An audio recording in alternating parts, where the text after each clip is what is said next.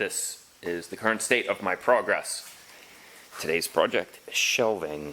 Lots of shelving. There's enough materials here using 1/2-inch plywood and a whole bunch of 2x4s, 14 I believe, and 3 sheets of plywood ripped into even pieces, 12 inches, around that. These will be ripped to 1 3/4, in half, and all of the structural components will be made out of that, and this will be for the shelving itself. I'll show you. I think I'm going to make like a notch so that the... stick around, I'll show you later. It's raining. Good day to do this. Remember, I took a walk in the ferns. Nah, most of you didn't go. Most of you didn't pay attention close enough to find that video. But it's hidden in plain sight. I was discussing spiders, because it's a different organism to which I am accustomed, because I've moved about an hour away, and the woods have slight variations, and the creatures are slightly they're slight variations from what I'm used to, and that's what I want to talk about. Take a look at this spider that I found.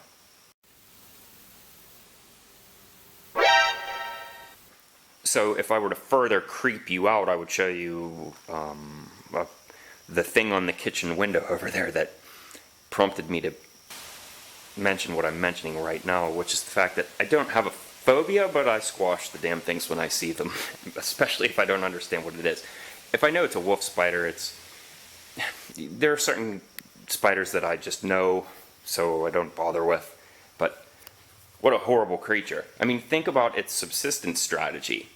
It paralyzes its victim and then inserts a straw into it through which it sucks nutrients out of the organism while it's still alive. It's horrible. It's horrific. It's something out of a horror movie, but it's real. It actually lives this way. Of course, you know who Charles Darwin is. He wrote extensively on some of the just horrible ins and outs of just how nature works and how creatures exist, and some parasitic organisms are just exquisitely cruel, and a spider is not an exception. It's just nasty. Okay, so why am I even saying this? I don't remember. Why am I saying this?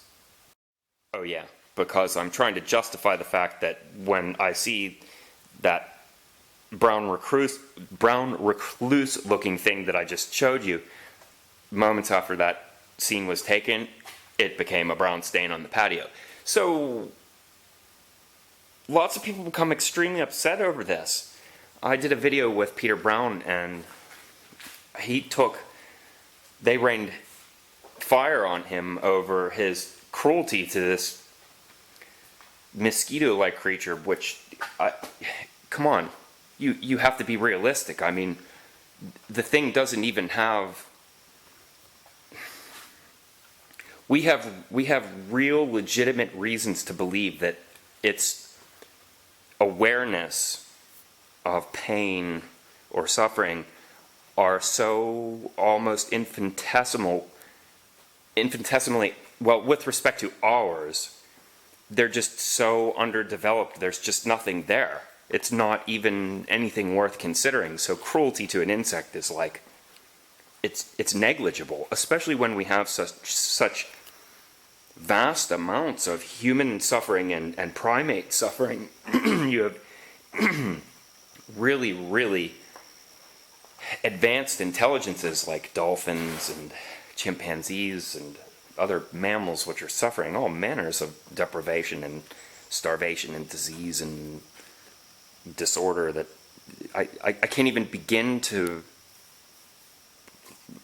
verbalize or understand or conceptualize the level of discomfort that organisms that are really capable of registering discomfort experience. And nobody does anything about that, but they want to whine on the internet over insects that die. So no, I squashed the spider.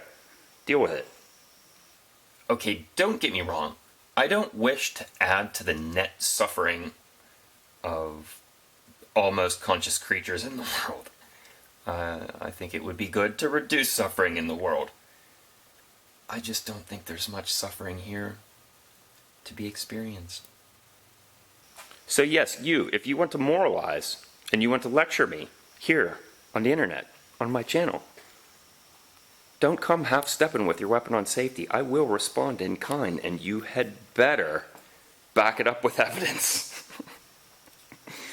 Okay, on with the point of this. Simply put, insects and arachnids are not people.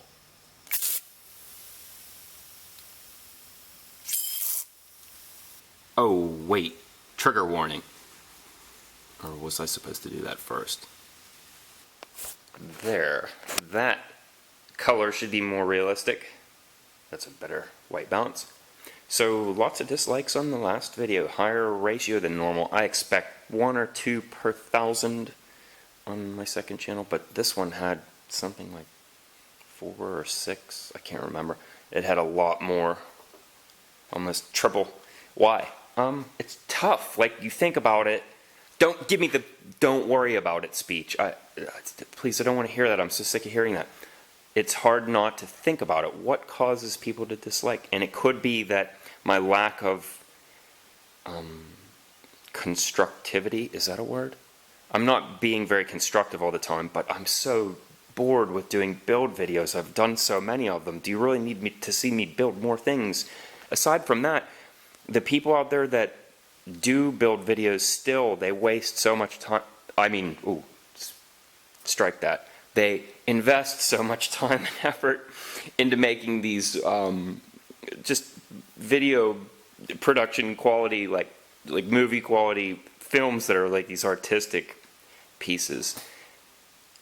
It doesn't impress me, really, like the slow motion hand planer with dropping the perfect curl off in slow motion in black and white with the zoom.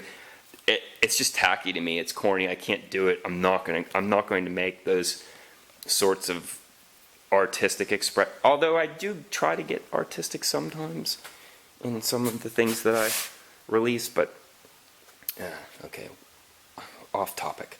So this has been my project as of the last couple of days. It's got problems. It's beautiful, but definitely has problems. I worked on it just cleaning it out. Like, it was loaded with creosote because well, to those of you who don't know, it's like creosote is like the strange name that they give to that carbonaceous gunk that builds up. It looks like a cross between tar and oil that or like a glassy sort of coal. Some of it's foamy. There's okay, if you want the lowdown, there's 3 grades of it. The first kind is just like black soot, and then the second kind is kind of like a, well, I can show you. You won't be able to see. It's like pitch black in there. It's like just ash. I got rid of it all.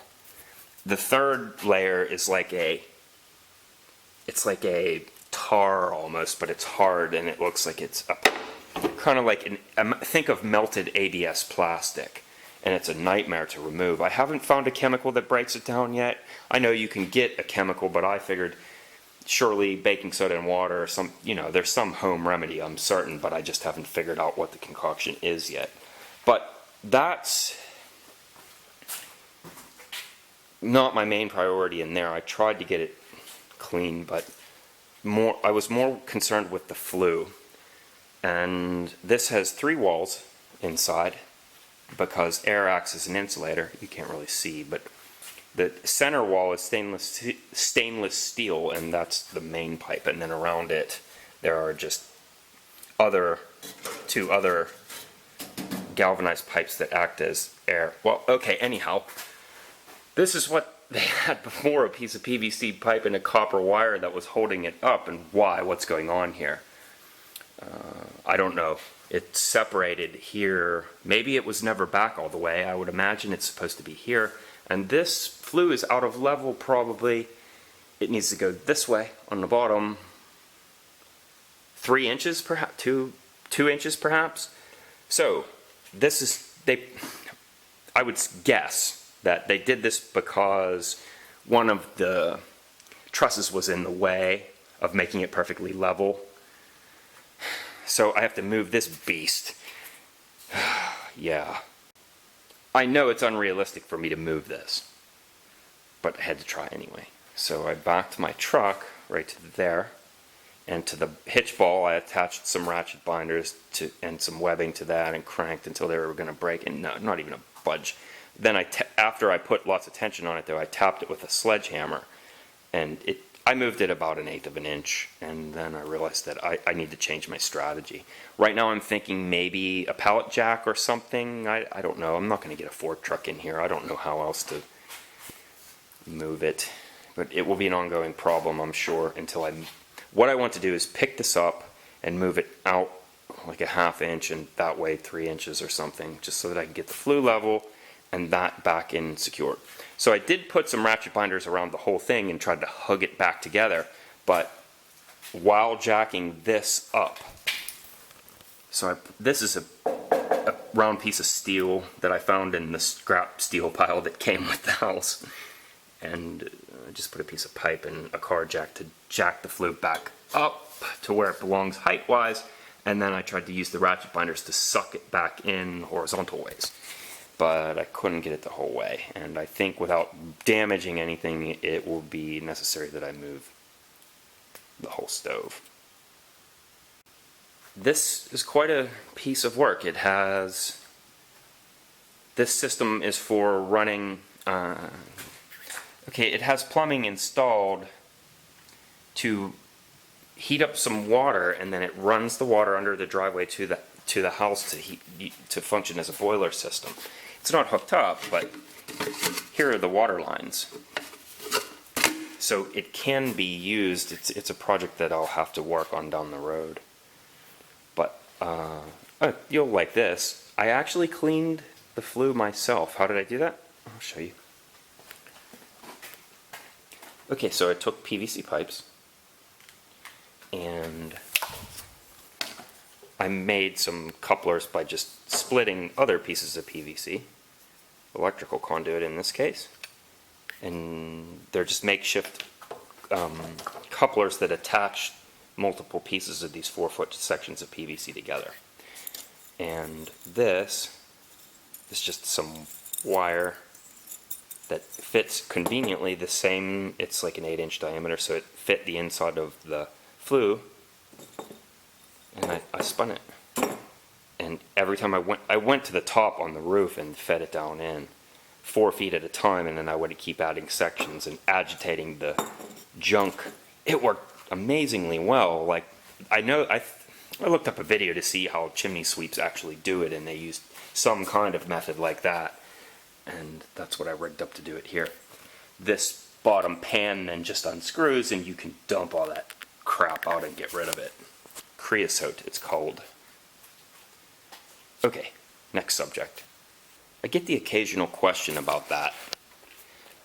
Why do I have a funeral tag? I was in a funeral procession and my brakes went out. So I just quietly escaped and went directly to the mechanic. Afterward, I just never got around to returning it. I'm sorry. But it's so old and haggard, I highly doubt that they really care about it anyways. So please leave me alone about it. But before I move back to my project, the main point that I started to talk about was dislikes and what causes them. I think it was the indecision subject. The fact that I expressed some level of indecisiveness, I think a lot of people dislike that. But you have to understand that I think out loud, and that's the whole point of this, in a way. Allow me to think out loud. I thought that's why you're here. But I get a lot of flack for my thinking out loud, especially when a lot of people just think I'm genuinely stupid. And it's kind of insulting, and it really gets old, and it's definitely contributed to my decision to move out here into the sticks where I encounter less people. For example, when I went to get materials, I was asking about the plywood and the facility, and this guy seriously looked at me like I was brain damaged. Like, his simple answers to my questions just they were a not a very well disguised expression of almost disgust that I was bothering him with petty nonsense and with stupid questions because I was so apparently inept. But this is a problem with being an inquisitive person in general. A lot of the world is going to perceive you as just stupid because it's the status quo to not ask questions and to just accept the world as it is at face value. Don't do that. Be an inquisitive person and let them think you're stupid. That's fine. That's just the fact that they're stupid, because intelligence is invisible to stupidity. Like my disco ball? Check it out. How good is that, right? I know you always wanted to shop with a disco ball, but you have to have a really big shop. So how does it spin? You won't believe how simple this is. There's no motor on that, and it will spin for at least a good half hour. It's just 2 pieces of fishing line. I use fire line, in case you're wondering. Yes, it is brand loyalty in that case. This is just a screw and a piece of pipe. The adjustments are so that you can get it tighter and tighter and tighter to get the spin correctly. You really want it way closer than you think. Again, it's just 2 pieces of fishing line in case one fails, even though they're both like 12-pound test or something. Goes around the key ring, and you just twist. When it's done doing its twisty, it'll twisty the other way. And a good potential energy wind will last around a half hour. The real trick to producing a satisfying disco ball spin is to make it go slow, because if it moves too fast, you'll feel like you want to puke, especially if you're drinking at a disco party. And you will also need colored lenses for your spotlights. I suggest red, green, and blue. Those are the essentials. And you should definitely have more than one spotlight, because only one is just half the fun. Alright, I've recorded enough footage for this version because long videos are difficult to upload, and especially here in the sticks, they take a long time to upload. So I'll chunk them into parts, and yeah, I did nothing constructive, so leave your dislike, and I'll leave a link to the next video here, and you can look at these paper clips out of focus for the next 20 seconds.